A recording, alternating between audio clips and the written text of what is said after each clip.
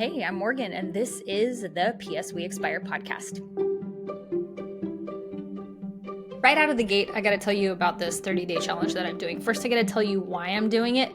Then I'm going to tell you what it's about. And then I'm actually going to tell you what we're doing in the challenge. So even if you don't do the challenge, you can do this on your own and use kind of the strategy that I use for setting and accomplishing goals. So a couple of years ago, several years ago, I did a 30-day challenge that was called the Healthy Human Habit Challenge, where I invited people to try one habit. They had to pick just one out of like three or four that took 15 minutes a day and to do it every single day for 30 days. There was such great feedback from this that I was like, okay, what are the elements to a challenge like this that make it really successful? And I started to think about this, like, how do we actually take our ideas, whether they're big or small, whether there's something that we're avoiding or something that we have been wanting to do for a long time and just haven't done? How do we take these ideas out of our heads, out of this, like, the fantasy world, and actually pull them down into our reality? I think that being able to make decisions about what you're going to do and then put them into action is one of the best ways to build confidence and to actually have a life that you love living, like a life that is aligned with your goals and aligned with your values.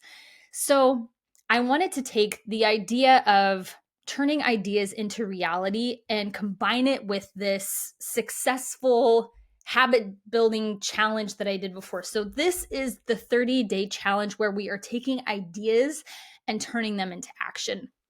So I will tell you, it's $25. We're going to be doing it from September 15th through the next 30 days. There's going to be videos, interactive videos, where we're doing some of these techniques that I'm going to be talking about in this podcast episode. We're going to be doing them together.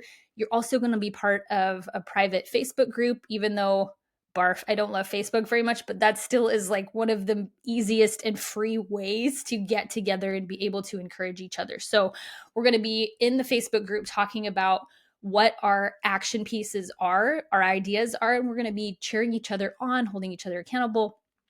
And then we're going to be celebrating our successes and wins along the way. So I want to invite you first to that challenge, and I'm going to put in the episode notes at the very, very top the link for you to be able to join this.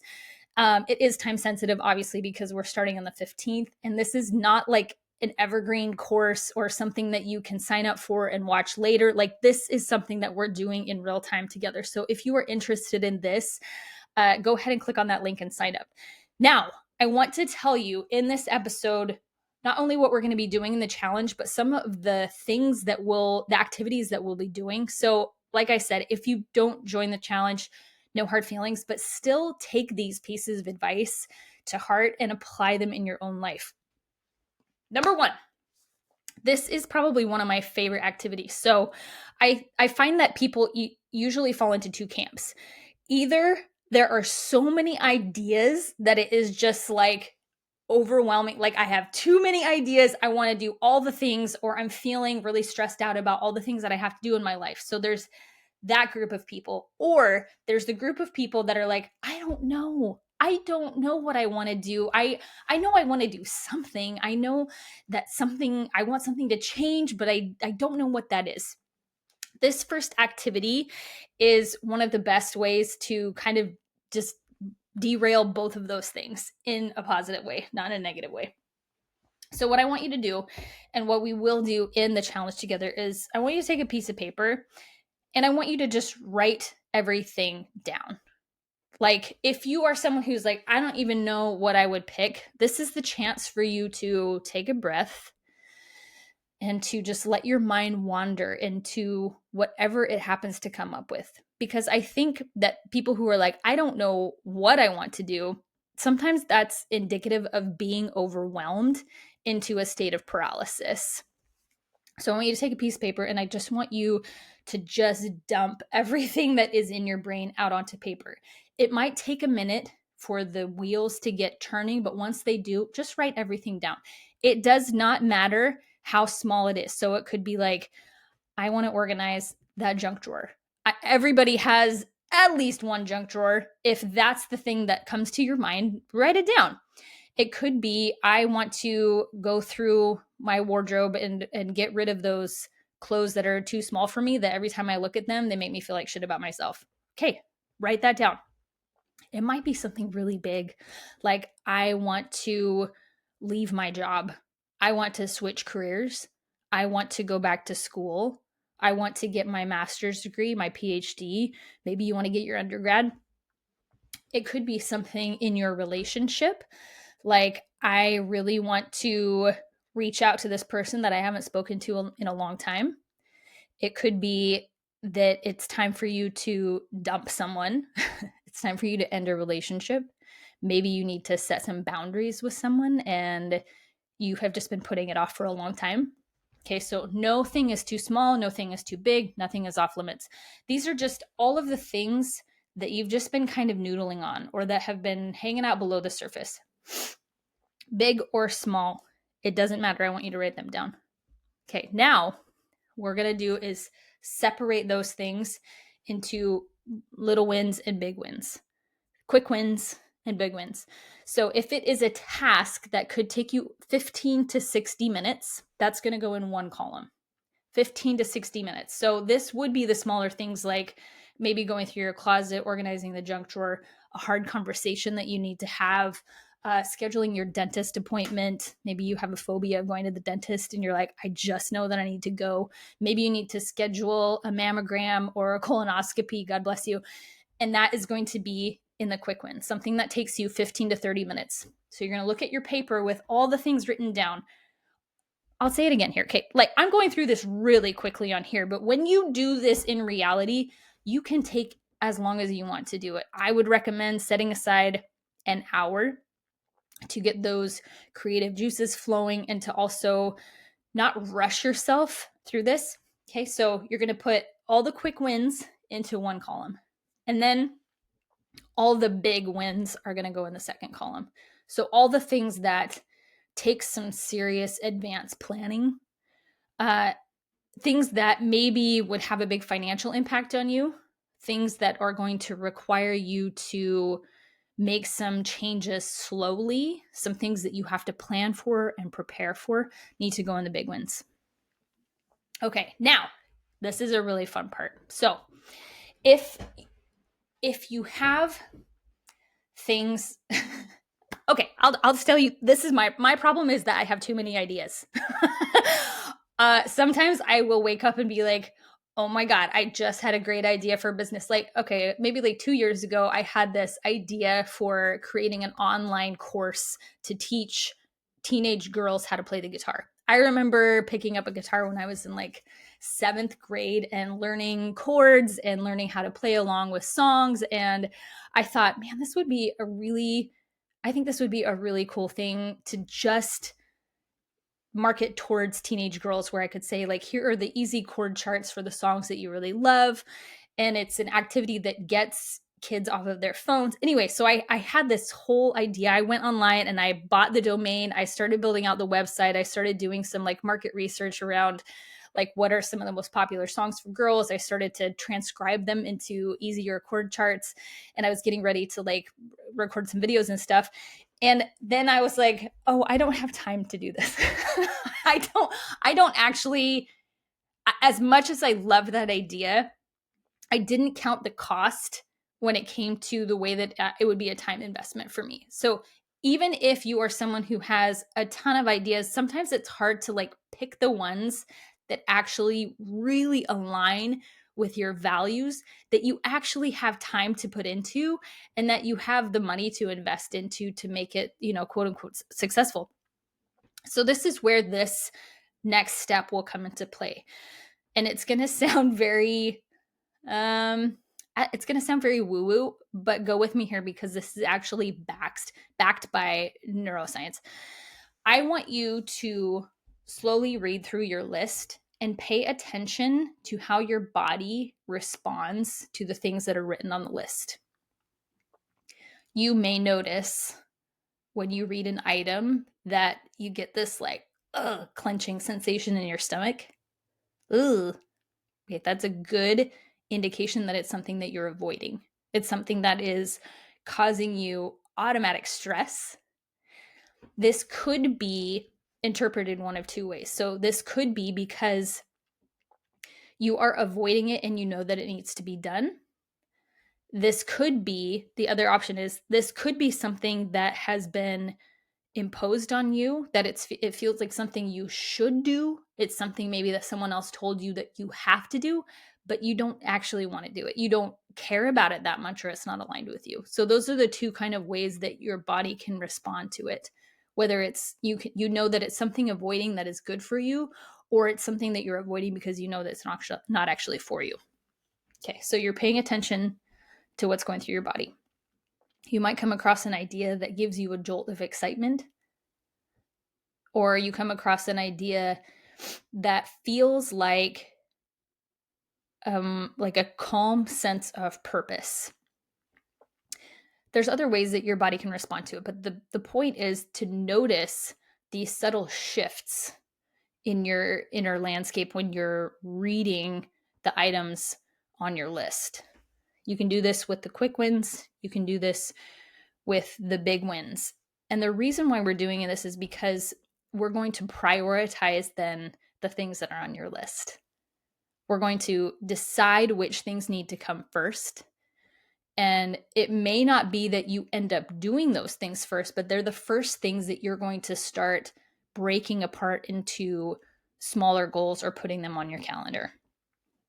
Okay, so after you feel the list, and maybe you can highlight or star the ones that you feel an emotional shift toward, whether positive or negative, I want you to do some thinking about those things, particularly paying attention to the ones that give you like a feeling, the ones that you are trying to avoid. There's a lot of information there on why your brain is bringing that to the surface for you. What I want you to notice is that when you stop avoiding the thing and you look at it directly in the face, some of that anxiety or avoidance or yucky feeling is actually going to go down. Many times, things that we are avoiding feel awful because we are ignoring them, because we are trying to suppress them, because we're trying to push them down. And in the same way that when, you're at the pool with the kids and you've got your beach ball and you push it under the water, the further you push it down, the more it actually is going to try and pop to the surface. So what we're going to do is just actually take control of the popping to the surface. You're going to intentionally let those things come to the surface and evaluate them.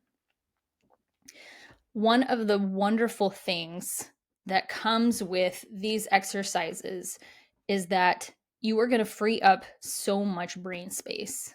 If you happen to be someone that is a ruminator, if you think about things a lot, or I would say even if you are excited about them and you think about them a lot, they're taking up so much precious real estate in your working mind. So when you take things out of ideas and you put them onto paper and you look at them honestly, you are freeing up so much space in your brain to be able to think about other things. So, okay, we've taken stock and to write down all the things. We've categorized them into quick wins and big wins. We have gone through and done our very touchy-feely, how do the things on this list make me feel? The next thing that we're going to do is we are going to count the cost or break it down.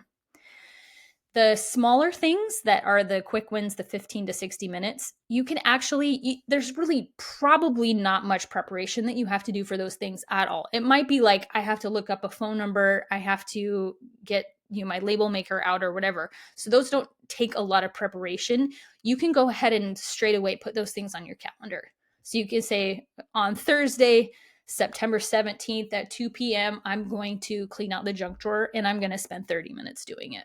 It may take you less time than that. Who knows?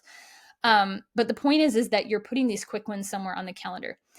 The science behind these types of choices have to do with how our brain not only wants something that is planned out and familiar, but it also really likes rewards. Like, we're very motivated by rewards.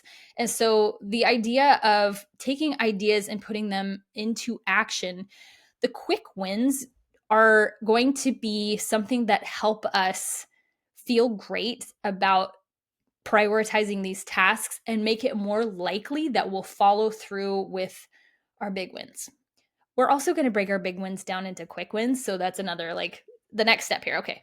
So first of all, put your quick wins on your calendar, date and time, and how long it's going to take you.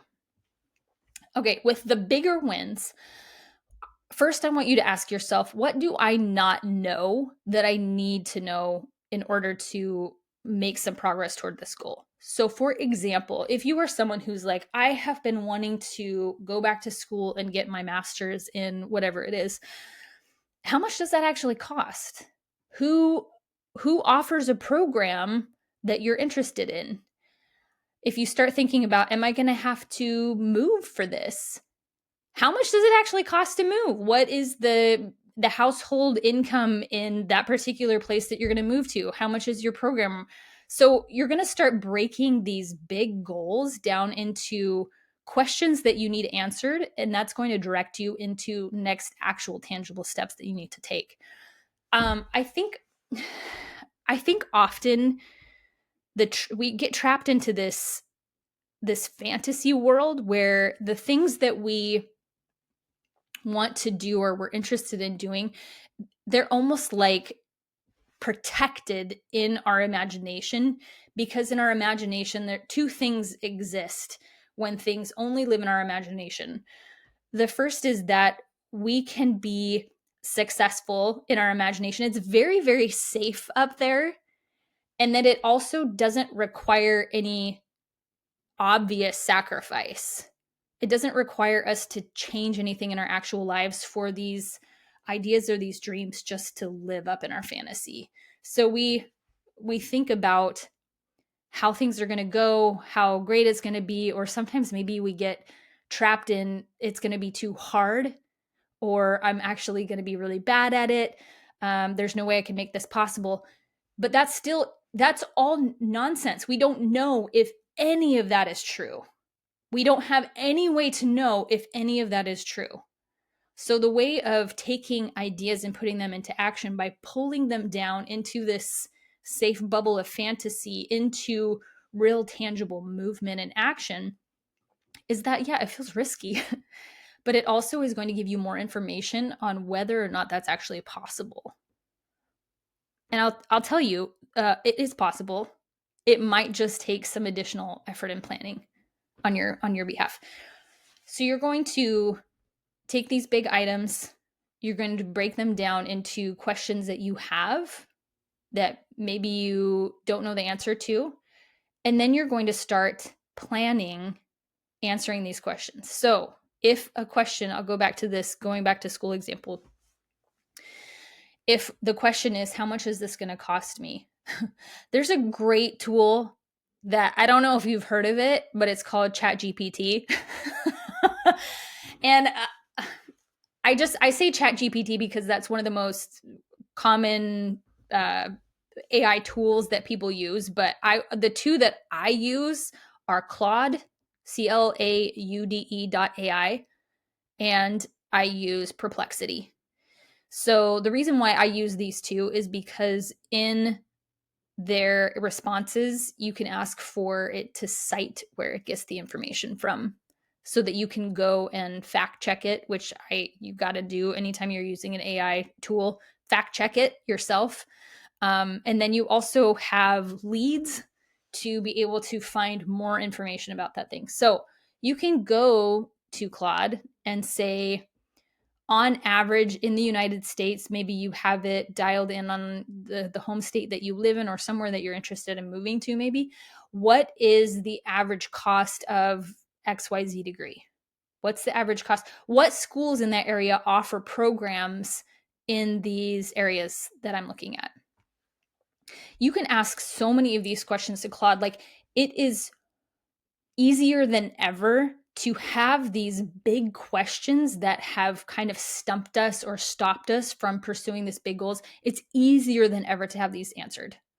There is so much less work that you have to do now to get these answered. So, okay, we're counting the costs and we're breaking it down. So these big these big wins, we're breaking down into smaller tasks by asking ourselves the question, what do I not know? What don't I know yet? The next question that I want you to ask yourself is, who can I ask? If you can find someone who has done the thing that you want to do and learn from them. It doesn't matter if it is someone that you know in real life, someone that you don't even necessarily know online, but you happen to follow their work. It could be from a book. Highly recommend reading and find answers to the questions that you have. So, for example, if you are like, I got to get out of this relationship. Maybe it's a relationship with a parent. There are so many people who specialize in what types of conversations to have, how to set up boundaries. Like the information is available to us. So we're going to start really answering the questions and finding the quick wins that contribute to the big wins.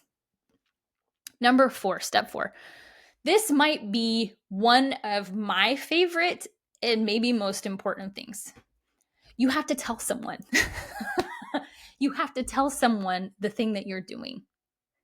And it might be because you need someone, because it feels really good to have somebody so excited for you on the thing that you're excited about. It might be because you need someone to hold you accountable. Not that long ago, there was a very uncomfortable conversation that I knew I needed to have with my husband. For me, the topic was something that I felt very ashamed of and embarrassed by, but I knew that I needed to talk to him about it. And so I told my therapist, I was like, hey, we were meeting every week. And I was like, by the time we meet again on Thursday next week, I am going to do this thing.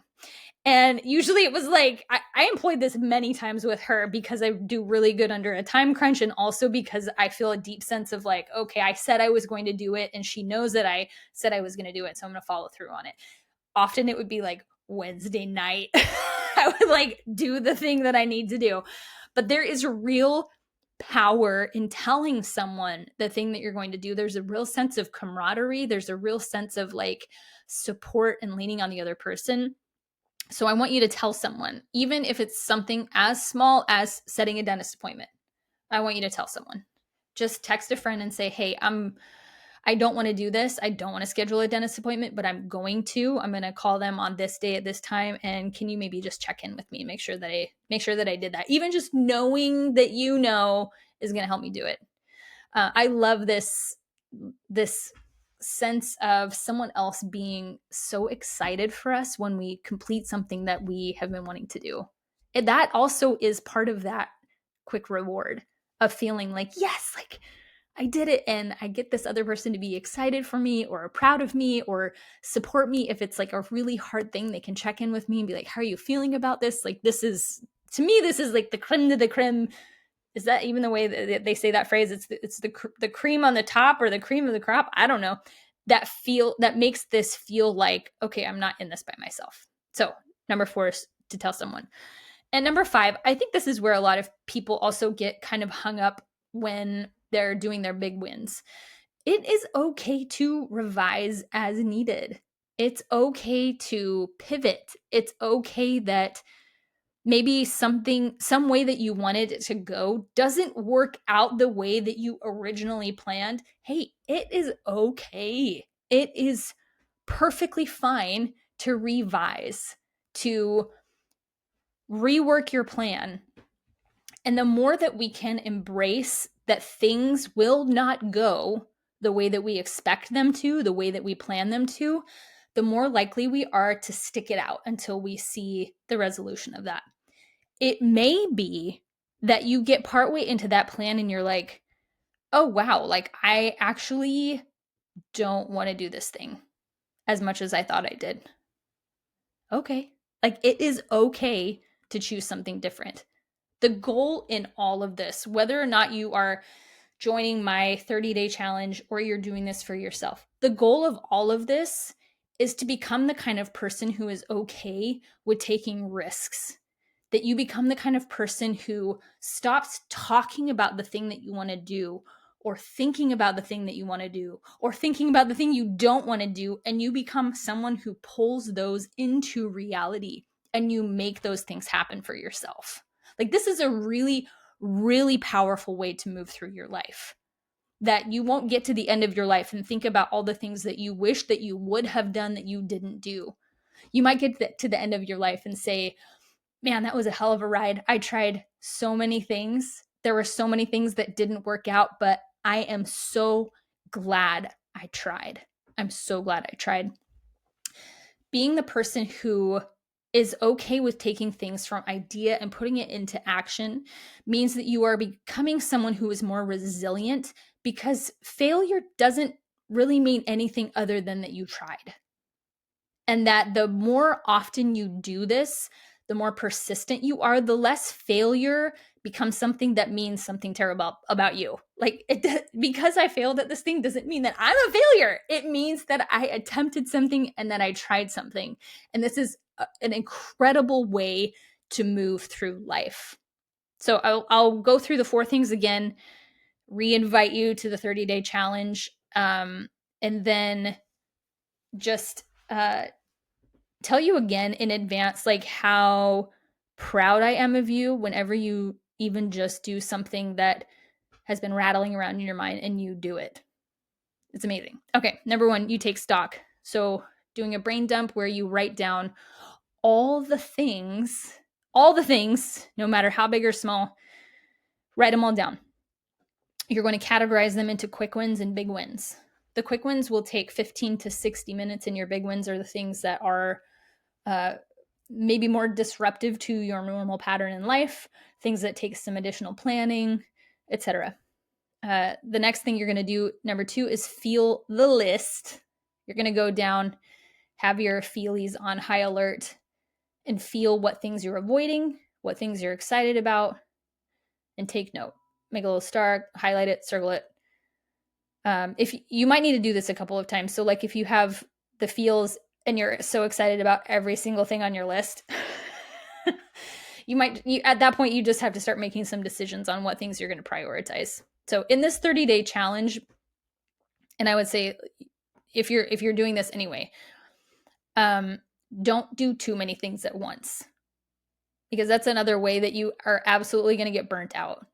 And it feels really good to actually just get one thing done all the way. So in this 30-day challenge, I want you to just pick one big win. You can do lots of little quick wins, but I want you to pick one big win that we're going to work towards. And the goal, listen to this, okay? The goal is not to complete it in the 30 days.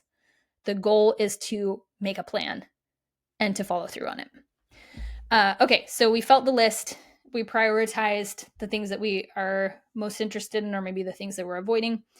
Number 3, we're going to count the cost and break it down. So with the smaller things, you can start putting them on your calendar, put a date to them. For the bigger things, we're going to start answering these questions. What do I not know? What things do I need to know? What questions do I need answered in order to move forward with this? Number 4 is to tell someone. Number 5, revise as needed. And don't be afraid to pivot. Don't be afraid to fail.